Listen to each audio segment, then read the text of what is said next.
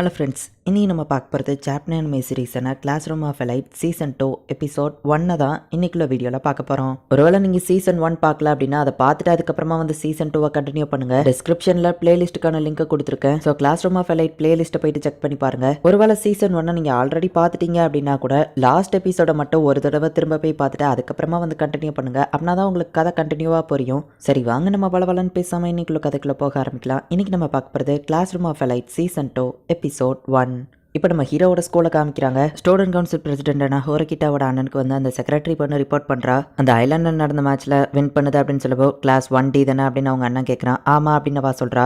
இதில் நீ சர்வை பண்ணிட்ட, நெக்ஸ்ட் எக்ஸாமில் என்ன பண்ண போகிற ஐயனோ கோஜி அப்படின்னு அவன் நினைக்கிறான். இங்கே நம்ம ஹீரோவை காமிக்கிறாங்க. அமைதியாக உட்காந்து புக் படிச்சுட்டு இருக்கான். இப்போ உனக்கு தெரிஞ்சிருக்கும்னு நினைக்கிறேன் அந்த சீக்ரெட்டான பர்சன் யாருன்னு. அது உங்கள் அப்பா தான். இந்த ஸ்கூலை விட்டு வெளியே போகாமல் இருக்க ட்ரை பண்ணு அப்படின்னு சொல்லி அந்த டீச்சர் சொல்லியிருப்பாங்க. அதை நம்ம ஹீரோ யோசிச்சு பார்க்குறான். அது ஐலாண்டில் எக்ஸாம் ஒரு வழியாக முடிஞ்சிடுச்சு. இப்போ இவங்க எல்லாருமே ரிட்டர்ன் போய்கிட்டு இருக்காங்கிறதுனால எல்லாருமே ஜாலியாக என்ஜாய் பண்ணிட்டு இருக்காங்க. கோயஞ்சி வழக்கம் போல அவன் இஷ்டத்துக்கு பண்ணிட்டு இருக்கான். ஹோரகிட்டா உட்காந்து புக் படிச்சுட்டு இருக்கவும் என்ன புக் அப்படின்னு சொல்லி குஷிடா போய் கேட்கவும் நான் என்ன படிச்சா உனக்கு என்ன அப்படின்னு சொல்லி ஹோரகிட்டா சொல்றா. ஹிராட்டா வந்து நம்ம ஹீரோ தனியா நின்றுட்டு இருக்கவும் சாப்பிட எங்க கூட வரியான்னு இன்வைட் பண்றான். உன் கேர்ள் ஃப்ரெண்ட் அதை தப்பா எடுத்துக்கிடுவா, நான் எதுக்கும் வரல அப்படின்னு நம்ம ஹீரோ சொல்லவும் இல்ல அப்படிலாம் அவன் நினைக்க மாட்டான்னு அவன் சொல்லிட்டு இருக்கவும் காரிசாவா அந்த இடத்துக்கு வரா. அவன் உண்மைன்னு இருப்பான், நம்ம கூட வரணுமா அப்படின்னு அவன் நம்ம ஹீரோ சொன்ன மாதிரியே கேட்கிறா. நம்ம ஹீரோ அந்த இடத்துல நைஸா கிளம்பிருந்தான். அவ திடீர்னு பார்த்தா ஒரு அனௌன்ஸ்மெண்ட் பண்றாங்க. செகண்ட் எக்ஸாம் ஆரம்பிக்க போது உங்க எல்லா போனுக்கும் ஒரு மெசேஜ் வரும். அதுல இருக்கிறபடி இன்ஸ்ட்ரக்ஷனை ஃபாலோ பண்ணுங்க அப்படின்னு சொல்லியிருக்காங்க. இவங்க போன்ல ஒரு இமெயில் வந்திருக்கு. குறிப்பிட்ட ரூமுக்கு குறிப்பிட்ட டயத்துக்கு போக சொல்லி போட்டிருக்கு. நம்ம ஹீரோ அவனோட ரூமான 504க்கு போறான். கிளாஸ் டியோட 2 பசங்க ஆல்ரெடி அந்த இடத்துல உட்காந்துருக்காங்க. பேலன்ஸ் ஒருத்தர் வந்ததும் நான் மத்ததை எக்ஸ்பிளைன் பண்றேன் அப்படின்னு டீச்சர் சொல்றாங்க. இவங்களும் வெயிட் பண்ணிட்டு இருக்காங்க. கரெக்டா டைமை தாண்டவும் அந்த பொண்ணு வரா. ஹிராட்டாவோட கேர்ள் ஃப்ரெண்டான காரைசாவா தான் அந்த இடத்துக்கு வந்திருக்கா. சே,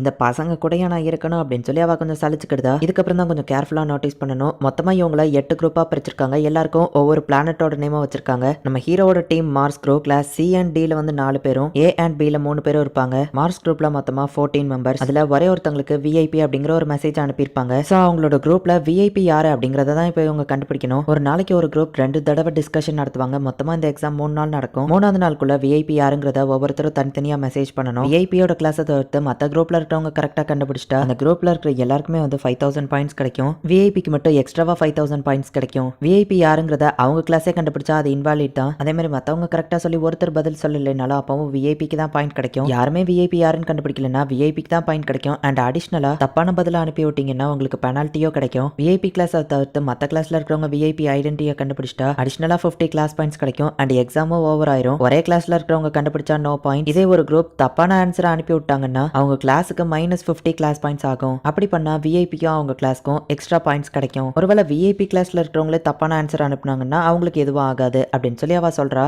எனக்கு குழப்பது ஒண்ணுமே புரியலன்னு காரிசாவா சொல்லவும் எனக்கு புரிஞ்சிருச்சு. டீச்சர் கிட்ட கேட்காத, நான் அப்புறமா உனக்கு சொல்றேன் அப்படின்னு சொல்லி கண்ணாடி போட்டுக்கிறவன் சொல்றான். விஐபியோட ஐடென்டிட்டி ஈவன் எக்ஸாம் முடிஞ்சதுக்கு அப்புறம் கூட யாருக்கும் தெரிய வராது, அது சீக்ரெட்டாவே தான் இருக்கும் அப்படின்னு சொல்லி டீச்சர் சொல்றாரு. மொத்தமா இதுல 4 விஷயம் நடக்கும் அப்படின்னு நம்ம ஹீரோ நினைக்கிறான். விஐபியோட ஐடென்டிட்டியை கண்டுபிடிச்சிட்டா அந்த மொத்த குரூப்புமே வின் பண்ணிடலாம். யாராச்சும் ஒருத்தர் தப்பா கெஸ் பண்ணாலுமே கூட விஐபிக்கு தான் வெற்றி கிடைக்கும், அவங்க கிளாஸ் தான் ஜெயிக்கும். அண்ட் யாராச்சும் துரோகம் பண்றதுக்கும் இதுல வாய்ப்பு இருக்கு அப்படின்னு சொல்லி ஒவ்வொரு கிளாஸோட லீடரும் பேசிட்டு இருக்காங்க. எங்களோட திங்கிங்கும் ப்ராப்ளம் சால்விங் ஸ்கில்ஸும் எப்படி இருக்குங்கிறது தான் இந்த எக்ஸாம்ல டெஸ்ட் பண்றாங்க அப்படின்னு நம்ம ஹீரோ புரிஞ்சுக்கிட்டான். இப்போ உங்களுக்கு மெயில் வருது, நான் விஐபி இல்ல அப்படின்னு நம்ம ஹீரோ காமிக்கிறான். நானும் விஐபி இல்லன்னு ஹோரக் சொல்றா.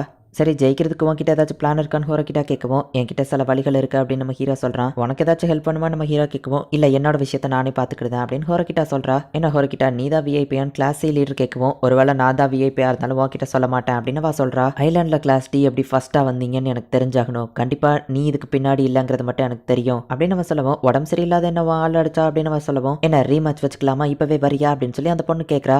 நீ அந்த பிளானை போடலன்னு தெரியும், பின்னாடி இருந்து உன்னை கண்ட்ரோல் பண்ற அந்த மாஸ்டர் மைண்ட் யாருங்கிறத நான் கூடிய சீக்கிரம் கண்டுபிடிக்கிறேன் அப்படின்னு அவன் சொல்றான். இதோ பாரு, அயன கோஜி கூட தான் என் ஃப்ரெண்டா இருக்கிறான். ஆனா இவன் எதுக்குமே லாய்க்கு இல்லாதவன். எங்க கிளாஸ்லயே நான் தான் ரொம்பவோ புத்திசாலி அப்படின்னு ஹோரகிட்டா சொல்லவும் ஆமா இந்த மாதிரி முட்டாள் எல்லாம் பார்த்தாலே எனக்கு தெரியுது அப்படின்னு அவன் சொல்லிட்டு ஆனா நீயும் ஒரு முட்டாள் தான், உன் பின்னாடி இருக்கிற மாஸ்டர் மைண்டை கண்டுபிடிக்காம விட மாட்டேன் அப்படின்னு அங்க இருந்து கிளம்புறான். இவளை அவங்க ரொம்ப ப்ரெஷர் பண்ணா இவ அதிகமா ஃபைட் பண்ணுவா. சரி, இப்போதைக்கு இவளே அவளை பாத்துக்கிடுவா அப்படின்னு நம்ம ஹீரோ நினைக்கிறான். இப்போ ஃபர்ஸ்ட் டிஸ்கஷன் நடக்குது. எல்லாருமே அமைதியா உட்காந்துருக்காங்க. கிளாஸ் பியோட லீடரான ஈச்சினோ சேவோ நம்ம ஹீரோவோட மார்ஸ் குரூப்ல தான் இருக்கிறா. அவளே ஃபர்ஸ்ட் பேச ஆரம்பிக்கிறா. குரூப்போட மாடரேட்டரா நான் இருக்கிறேன். உங்களுக்கு ஏதாச்சும் ஆப்ஜெக்ஷன்னா சொல்லுங்க அப்படின்னு சொல்லி ஈச்சினோசை சொல்றா. ஏன்னா யாராச்சும் ஒருத்தர் பேசினாங்க அப்படின்னா தான் விஐபி யாரு அப்படிங்கறத கண்டுபிடிக்க முடியும் அப்படின்னு ஈச்சினோசை சொல்றா. சரி இவளே இந்த ரோலை எடுத்துக்கிட்டோம், நான் இதுல அதிகமா இன்வால்வ் ஆக தேவையில்லை, அப்படியே ஃப்ளோல போவோம் அப்படின்னு சொல்லி நம்ம ஹீரோ நினைக்கிறான். ஸ்கூல் இந்த இடத்துல கேமரா இல்லைன்னா லிசனிங் டிவைஸ் வச்சிருப்பாங்க, நம்ம அமைதியாவே இருந்தா கூட ஸ்கூல் அதுக்கு நம்ம என்ன பண்ணுவாங்கன்னு தெரியாது, சோ எல்லாருமே கண்டிப்பா பேசணும் அப்படின்னு சொல்லி அவ சொல்றா. நம்ம ஹீரோவும் அதுக்கு ஒத்துக்கிடுறான், மத்த கிளாஸும் அதுக்கு ஒத்துக்கிடுறாங்க. காரிசாவும் என்ன வேணாலும் பண்ணிக்கோங்க அப்படின்னு சொல்றா. ஆனா கிளாஸ் ஏல இருக்கிற பசங்க மட்டும் இல்ல நாங்க இதுக்கு ஒத்துக்கிட மாட்டோம் அப்படின்னு சொல்றாங்க. டிஸ்கஷன்ல இருக்கிறதுல உங்களுக்கு என்ன பிரச்சனைன்னு எனக்கு புரியலையே அப்படின்னு சொல்லி ஈச்சினோசை கேட்கவும், இது பர்சனலாலாம் எதுவும் இல்ல, இப்படி இருந்தா தான் நாங்க வின் பண்ண முடியும்னு நினைக்கிறேன் அப்படின்னு கிளாஸே சொல்லவும், நீங்க அப்படி பண்ணா விஐபி ஈஸியா வின் பண்ணிட்டு போயிருவான்னு அர்த்தம் சொல்றான். அதுவும் கரெக்ட் தான், ஆனா ஃபர்ஸ்ட் சினாரியோவா எது இருக்கும்னு நினைக்கிறீங்க அப்படின்னு சொல்லி கிளாஸே கேட்கவும், விஐபி ஐடென்டிட்டியை தப்பா கெஸ் பண்றதா அப்படின்னு சொல்லி காரைசாவா கேட்கறா. அதுவும் இல்ல,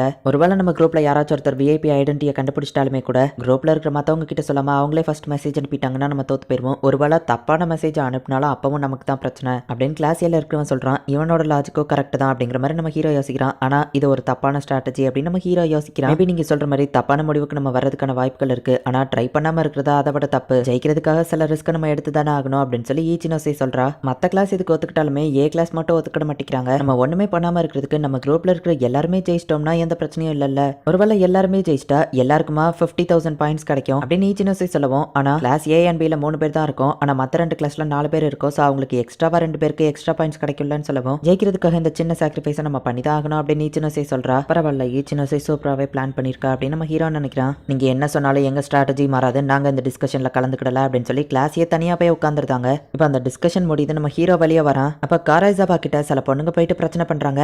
ஹே நீ தானே அது ரேகா கிட்ட பிரச்சனை பண்ணதுன்னு கேட்கவோ, யாரு ரேகா அப்படின்னு சொல்லி காரைசாவா கேட்கிறா. குட்டியா இருப்பா, போனி டெயில் போட்ட ஒரு பொண்ணு, நீ அவகிட்ட பிரச்சனை பண்ணிருக்க கரெக்டா அப்படின்னு சொல்லி அவங்க கேட்கறாங்க. எனக்கு தெரியாது அப்படின்னு காரைசாவா சொல்லவும், கிளாஸ் டே பிளாண்ட் ஹேர்ன்னு தான் அவ சொன்னா, போட்டோவை நாங்க எடுத்துட்டு போய் காட்டு கன்ஃபார்ம் பண்றோம் அப்படின்னு சொல்லி அவங்க போட்டோ எடுக்க போகும்போது போட்டோ எடுக்காதன்னு போனை தட்டி விடுறா. என் போனையே தள்ளி விடுறியா அப்படின்னு சொல்லி இந்த பொண்ணுங்களுக்குள்ள பிரச்சனை வர மாதிரி தெரியுது, கண்டிப்பா இவாதான் ரீகா கிட்ட பிரச்சனை பண்ணிருப்பா அப்படின்னு சொல்லி அவங்க போட்டோ எடுக்க நிக்கிறாங்க. அப்ப அந்த கிளாஸ்ல இருக்கிற பையன் வரவும் காரைசாவா அவனை அப்படியே பாவமா பாக்குறா. உடனே அவனும் சரி ஓகே அப்படின்னு சொல்லிட்டு, அந்த பொண்ணு அலற கண்டிஷன்ல இருக்கா, அவகிட்ட இப்படியா பிரச்சனை பண்ணுவீங்க, டீச்சரை கூப்பிட்டுருவேன் அப்படின்னு சொல்லுவோம். அந்த பொண்ணுங்க அங்க இருந்து கிளம்புறாங்க. பொண்ணு உண்மைதான் சொல்றா போல, ஒருவேளை இவ பிரச்சனை பண்ணிருக்க மாட்டாளோ அப்படின்னு சொல்லி அவங்க யோசிச்சுக்கிட்டே போறாங்க. என்ன காப்பாத்தினதுக்கு தேங்க்ஸ் மாச்சிடா அப்படின்னு சொல்லி காரைசாவா சொல்றா. நம்ம ஹீரோ இதை நோட்டீஸ் பண்ணி வைக்கிறான். செகண்ட் குரூப் டிஸ்கஷன் ஸ்டார்ட் ஆகுது. கிளாஸியா அவங்க சொன்ன மாதிரியே இந்த குரூப் டிஸ்கஷன்ல கலந்துக்கிடல. விஐபியே கண்டிப்பா அவன் தான் விஐபின்னு ஒத்துக்கிட மாட்டான், நமக்கு இந்த டிஸ்கஷன் தான் வேஸ்ட் அப்படின்னு காரைசாவா சொல்றா. சரி அப்படின்னா நம்ம சும்மா நார்மலா பேசலாம் அப்படின்னு ஈச்சினோசை சொல்றா. எல்லா கிளாஸும் ஒன்னா இருக்கிற ஆப்பர்ச்சுனிட்டி கிடைச்சிருக்கு, நம்ம விஐபியை கண்டுபிடிக்கலனாலும் சும்மா நார்மலா பேசிக்கிடலாமே அப்படின்னு ஈச்சினோசை சொல்லிட்டு கிளாஸே இதுல ஜாயின் பண்றீங்களான்னு கேட்கறா. எனக்கு அதுல விருப்பம்லன்னு மாச்சிடா சொல்றான்.